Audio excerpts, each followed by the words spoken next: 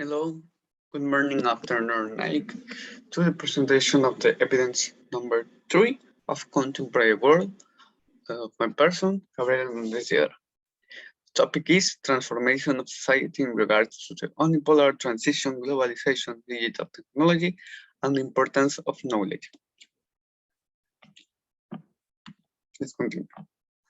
First, the process that happened for the globalization to be caused or the globalization to start.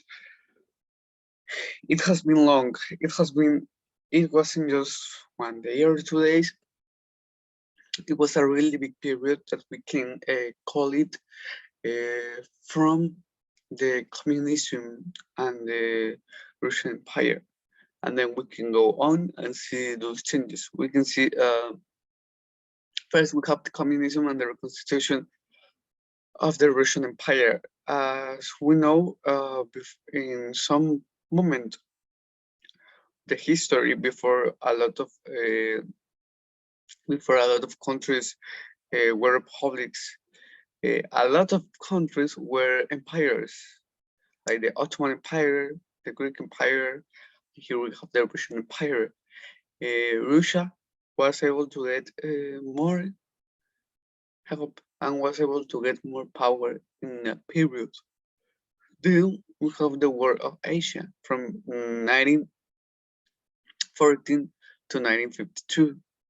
This war this War of Asia were a lot of small battles that happened because of who wanted the sovereignty of the countries, and because some countries like Japan didn't accept the presence of British or French or American colonies in Asia, because for them it was something awful that them were enslaving their not friends but their people that are supposed to be the same.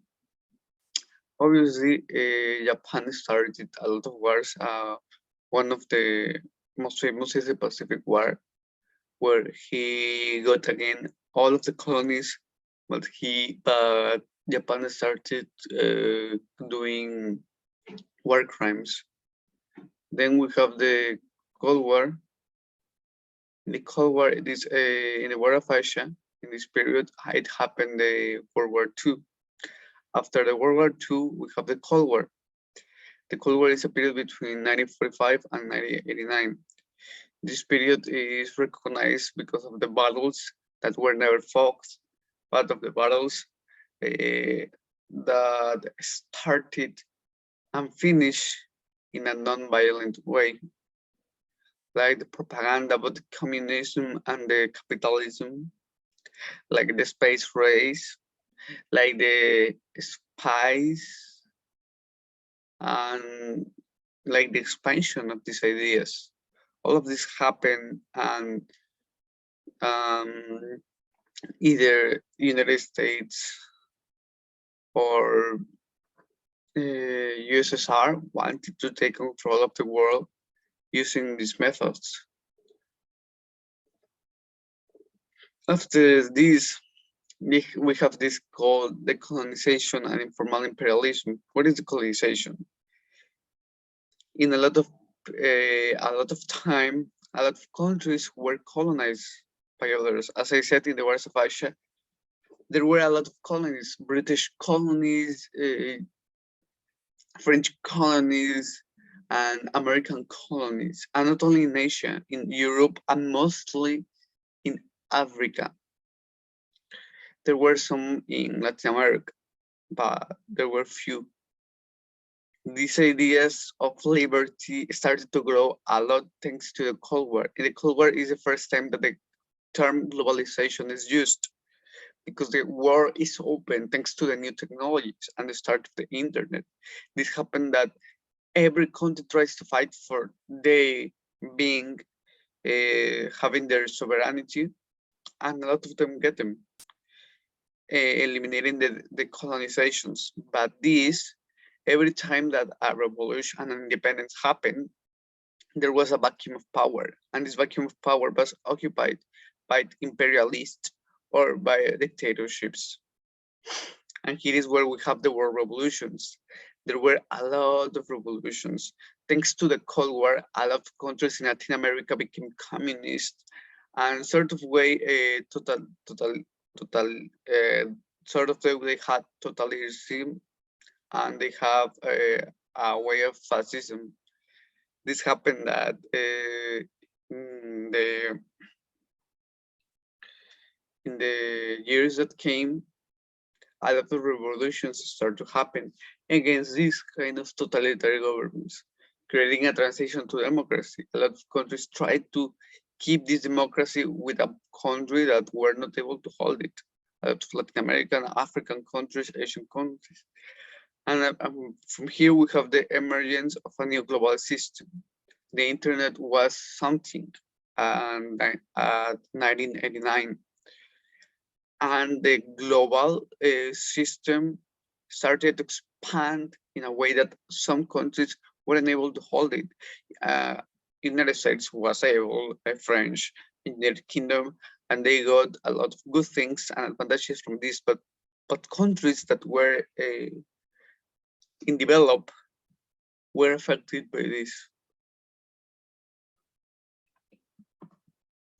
Here have with some concept, the globalization is a process of the world expand, that all the nations get together and share ideas politically, economically, and culturally, creating a whole one community.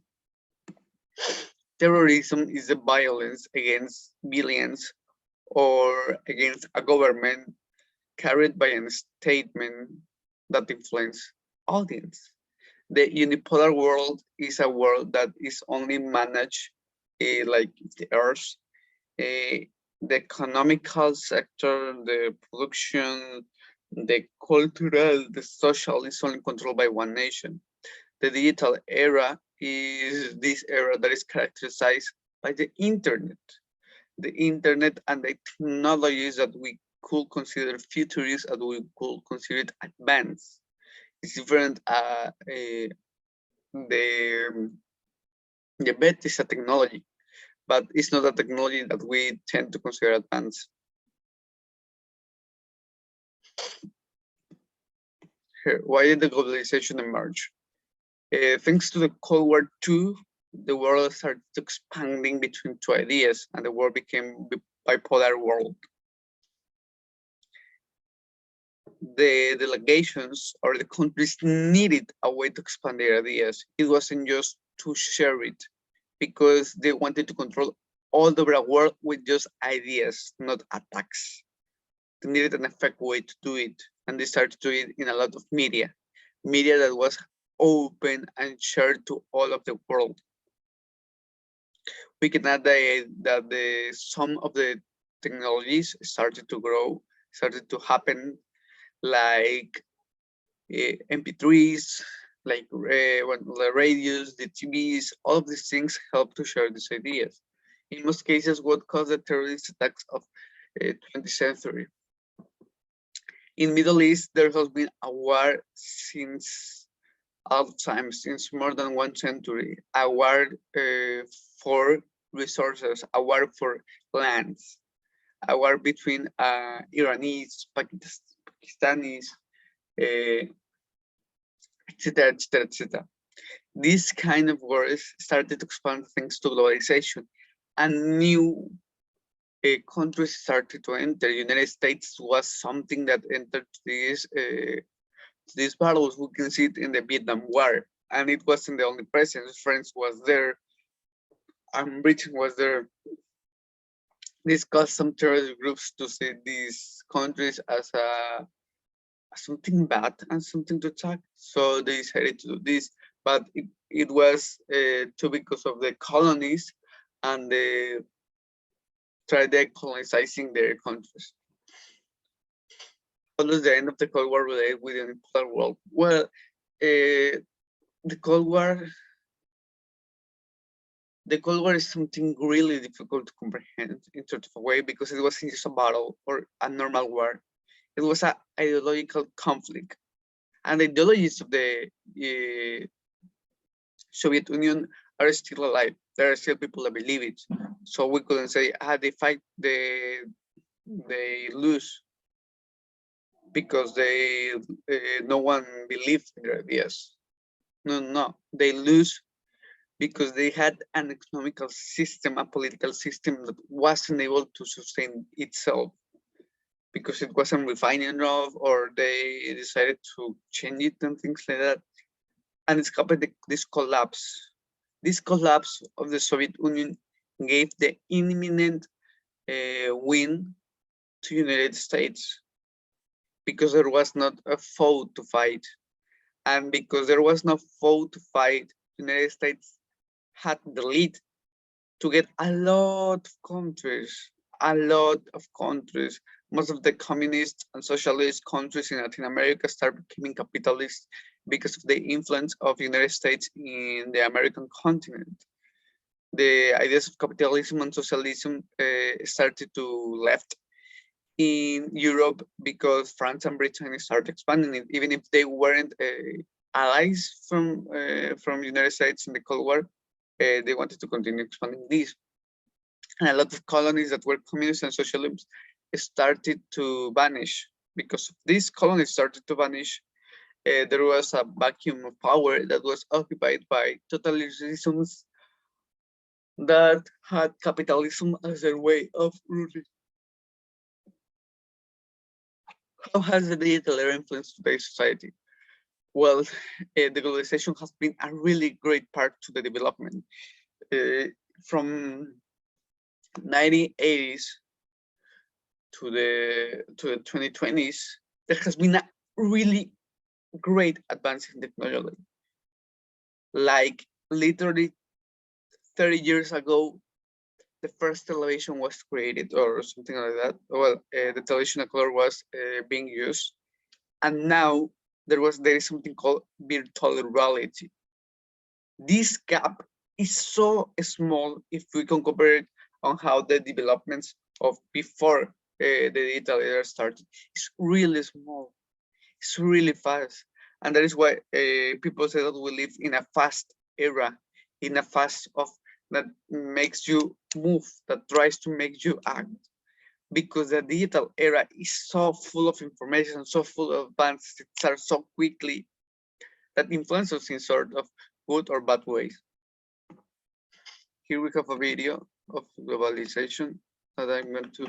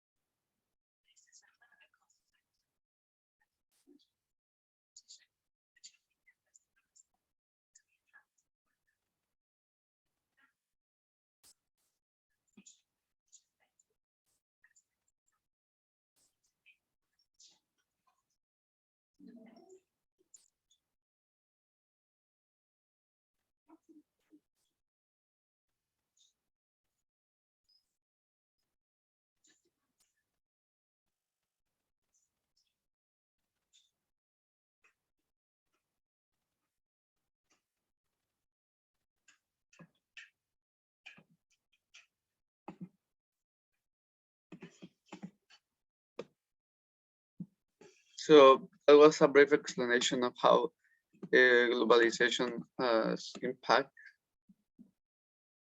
And here are all the references. Thanks to paying attention to the presentation. We'll see it in another one.